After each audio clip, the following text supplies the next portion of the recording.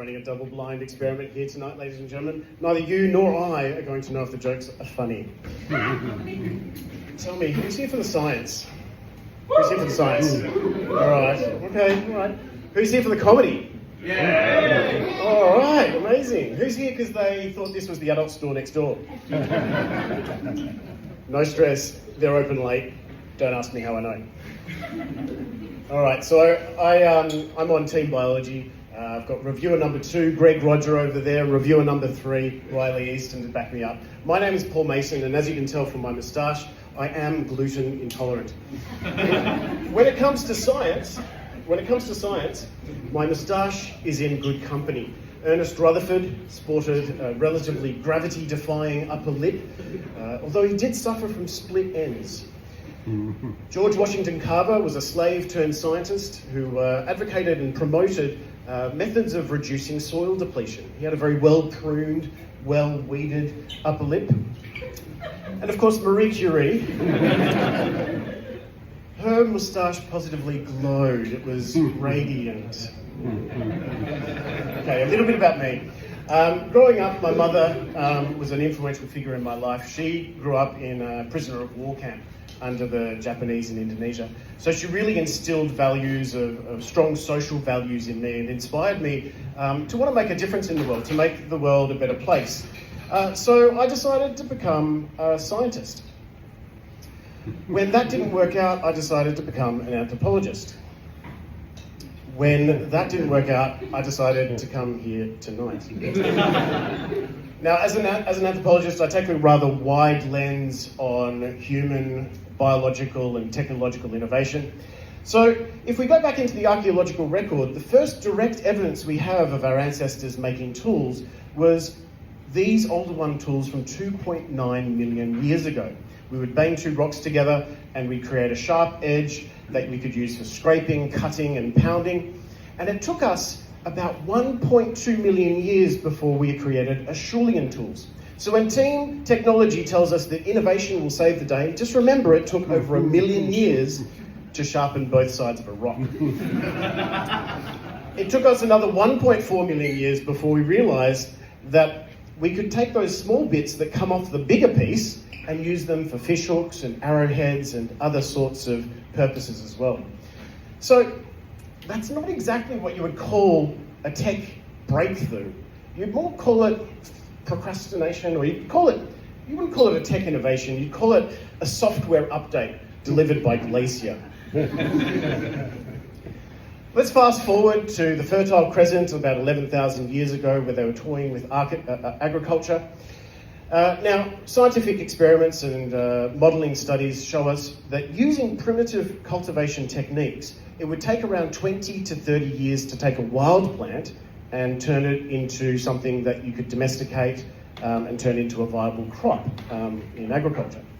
But the archaeological record tells us that it took us 3,000 years. Not exactly what I would call a tech breakthrough, more like procrastination with snacks.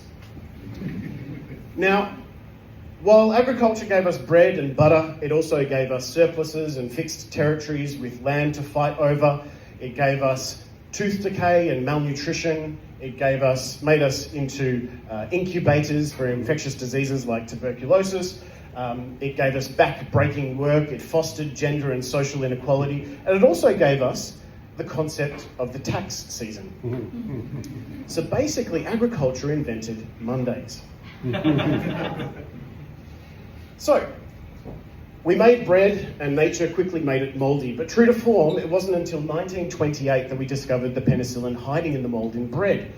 Now, we took another 12 years to put penicillin into mass production, but true to form, while human technology was taking the scenic route, bacteria took the express train to nope.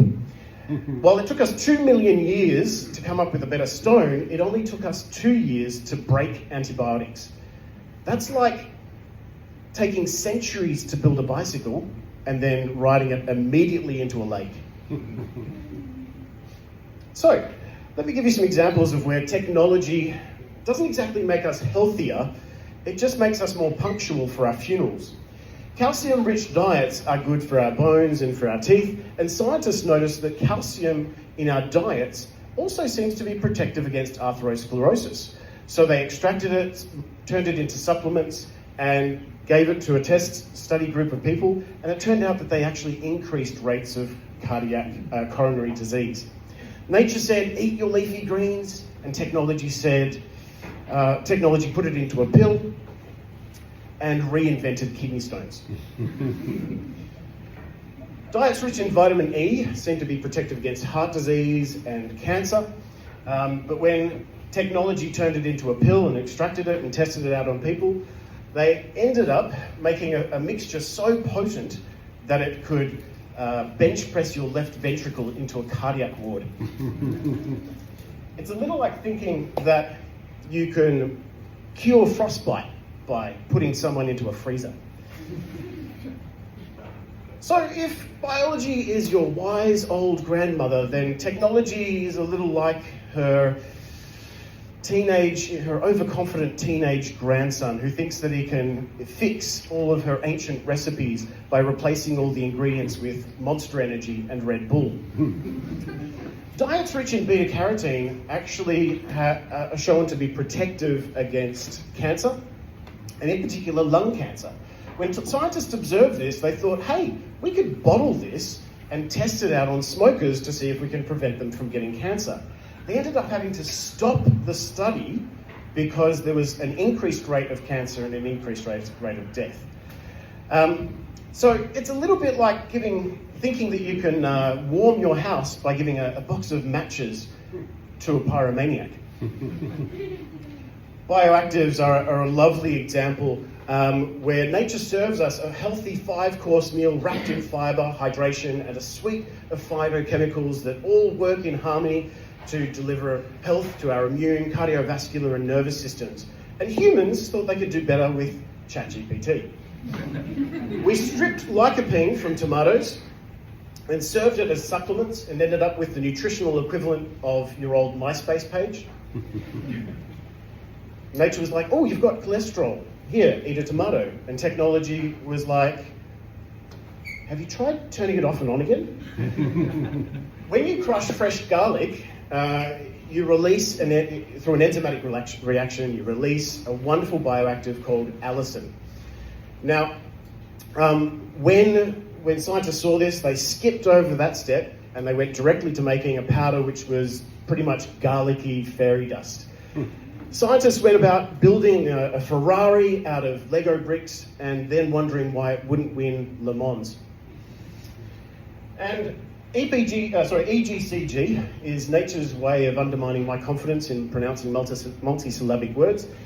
And in a soothing cup of green tea, it's a wonderful anti-inflammatory. It's a wonderful bioactive. But when you extract it and take it in a supplement, you run the risk of acute liver disease. So only science could take something that is and turn it into Okay. So basically the story from bioactives is that, nature delivers this beautiful harmony and we turned it into a disgusting ringtone. My last example is pesticides. Pesticides were our way of saying to biology, we're in charge now. And biology said to us back, oh, cute. We sprayed DDT on mosquitoes and ended up sending them to CrossFit. They came back, they evolved resistance and laughed at us in the key of organochlorine. We sprayed glyphosates on our weeds. We ended up making super weeds and a form of lymphoma that Hodgkin's wouldn't take credit for. And we sprayed neonic pesticides to protect our crops from pests, but ended up killing the beneficial insects and the bees, which is a bit like thinking you can fix a leaky roof by burning down the house. So let's go to the scoreboard. Stone technology, biology 1, technology, your call is important to us. Agriculture, technology, biology 2, technology, please hold the line. Penicillin, biology 3, technology, your call will be transferred to the drug resistance hotline. Vitamins, biology 8, or 6, I can't count. Technology. If you experience cardiac arrest, please hang up and dial 000. Bioactive supplements, biology 9, technology. We're sorry, this number is no longer in service. Pesticides, biology 12, technology. Your call has been disconnected. All right, that's time for me, but if you're interested in studying bioactives, we have a scholarship available. And just remember, ladies and gentlemen, eat your leafy greens.